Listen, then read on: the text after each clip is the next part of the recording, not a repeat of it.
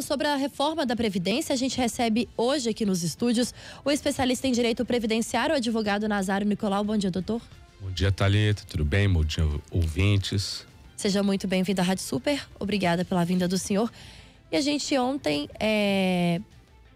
nós fomos informados sobre a nova reforma da Previdência, texto divulgado aí pela presidência, né? O Jair Bolsonaro assinou essa reforma da Previdência, que já era esperada, promessa de campanha.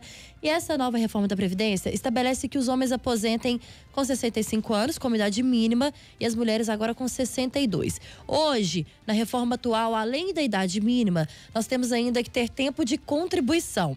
Mas na nova reforma, isso ainda não foi falado. Como que o senhor acha que vai ficar essa questão?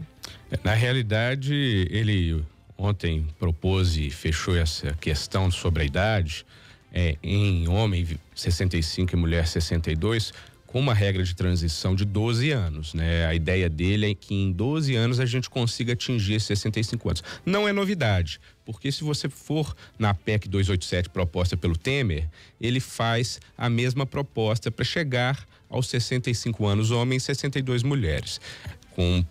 Iniciando com 55 homens, 53 mulheres, a partir disso com escalonamento em 12 anos para chegar nessa idade, de 65 a 62.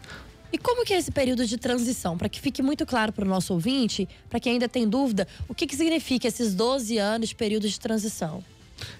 Para ficar bem claro essa situação, a ideia deles é estabelecer uma idade de partida, né? Uma idade mínima de partida que começará a vigorar imediatamente, né? Produzir efeito imediatamente, e a partir disso eles subirão essa idade ano após ano. Se eles copiarem a ideia do Temer, que é essa que eu estou dizendo, eles vão partir de uma idade de 55 anos homem e 53 mulher, com um período de 2 anos que eles não iriam mudar essa idade. E a partir disso, subindo um ano a cada ano, um ano obrigatório para cada ano, que se passar até chegar a esses 65 anos e 62. E como que deve ficar esse período de transição para quem está próximo já de se aposentar?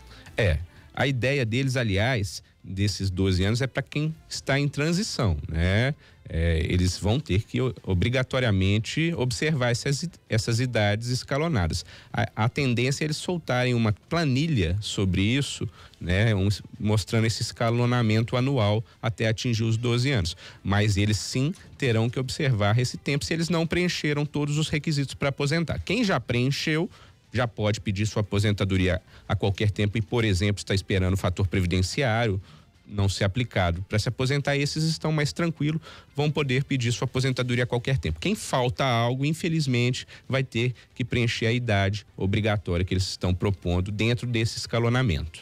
Agora, doutor, fala-se de uma economia em torno de 700 bilhões de reais em 10 anos.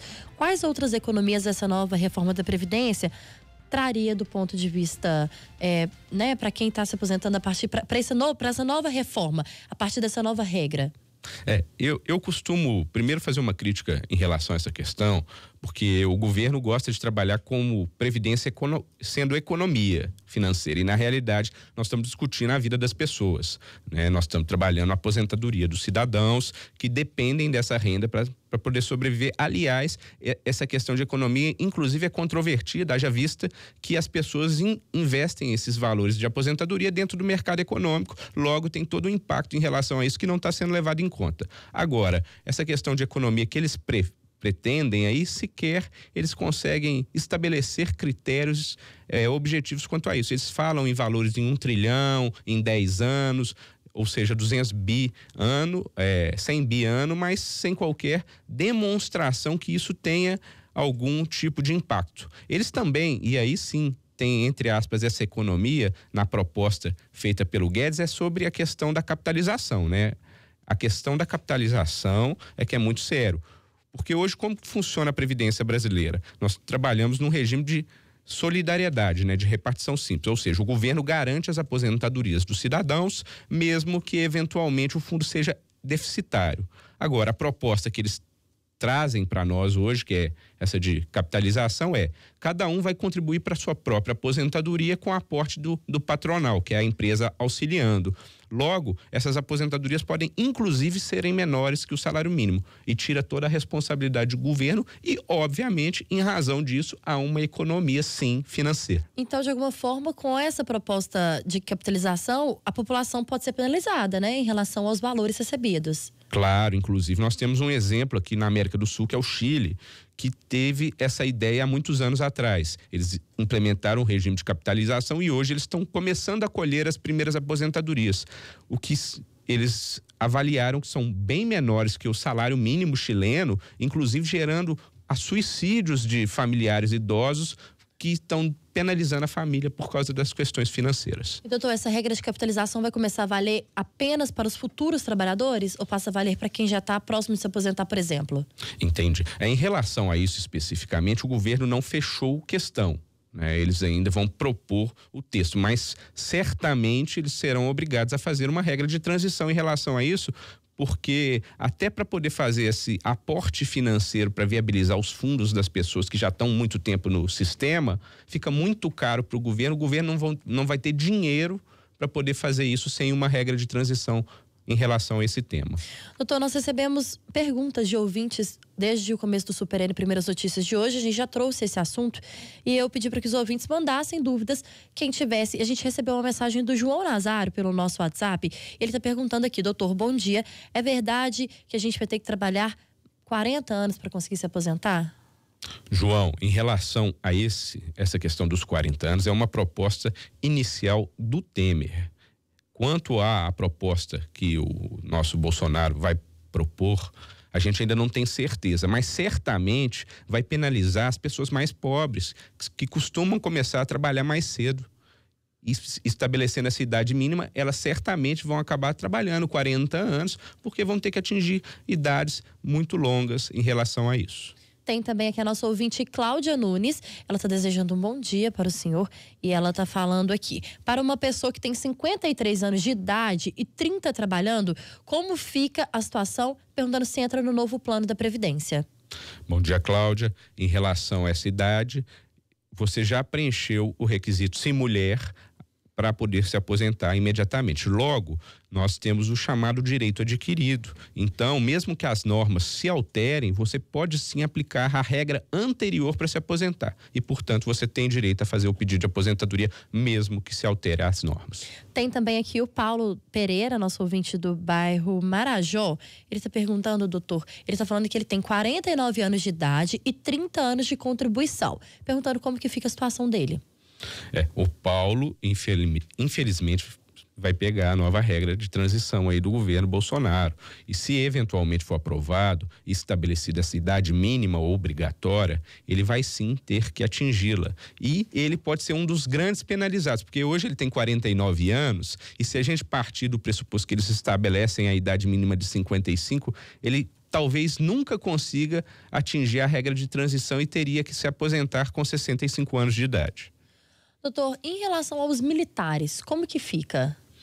Em relação aos militares, eles têm toda uma regra separada no nosso sistema brasileiro, Eles não se aposentam, há uma questão de reforma, E depois eles ficam sempre à disposição até os 70 anos.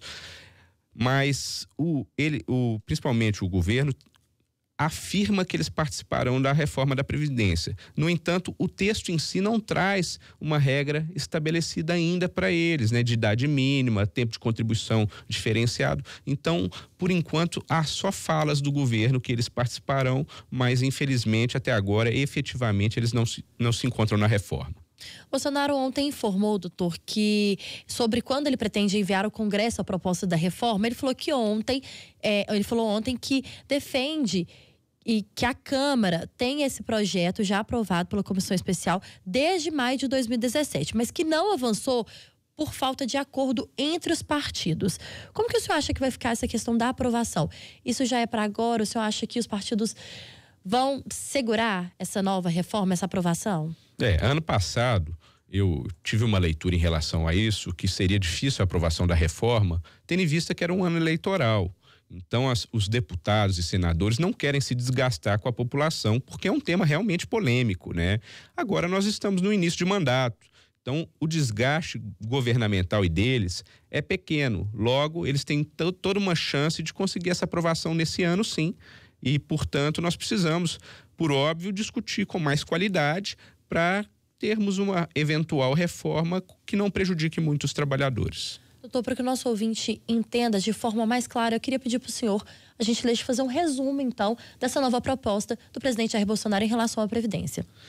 O nosso presidente, ele propôs uma reforma que, apesar deles afirmarem que não há prejuízos para o trabalhador, é claro que há. Se você está estabelecendo uma regra, igual ele propõe, de idade mínima, e hoje não existe idade mínima, por óbvio, os trabalhadores vão ter que trabalhar mais. Então, há um prejuízo em relação a isso. Além disso, a capitalização, que é o carro-chefe do governo, é um grande prejudicial ao cidadão, que vai contribuir para ter um benefício hoje menor, aliás, sem garantias que ele seja pelo menos de um salário mínimo que hoje nós temos. E, portanto, eu não vejo como benefício ao cidadão, né? E além disso, se você pegar aquela proposta que é a primeira que eles apresentaram, há um prejuízo também para o cidadão da zona rural. Eles estabelecem lá um critério de contribuição obrigatória para eles, que hoje, se você é de economia familiar e, portanto, as pessoas mais carentes da zona rural, elas podem se aposentar sem contribuição. Tem, inclusive, uma diferença de idade para quem é da zona rural. Sim, eles têm um direito hoje a um redutor de 5 anos, porque hoje existem duas possibilidades de aposentadoria junto ao INSS. Nós temos a aposentadoria por idade, e aí sim tem uma idade obrigatória já estabelecida, que é 65 anos de idade para o homem e 60 a mulher. E, sendo de zona rural, você pode ter um redutor de 5 anos, né? Estabelecendo 60 de idade homem e 55 para mulher, sendo obrigado simplesmente o pessoal da zona rural de economia familiar a comprovar os 15 anos nesse critério, e o cidadão da zona urbana contribuir 15 anos para aposentadoria por idade. A outra já é a regra que a gente conhece, sem a obrigação da idade: 35 homem e 30 mulher. Muito bem, conversamos com o especialista em direito previdenciário, o advogado Nazário Nicolau.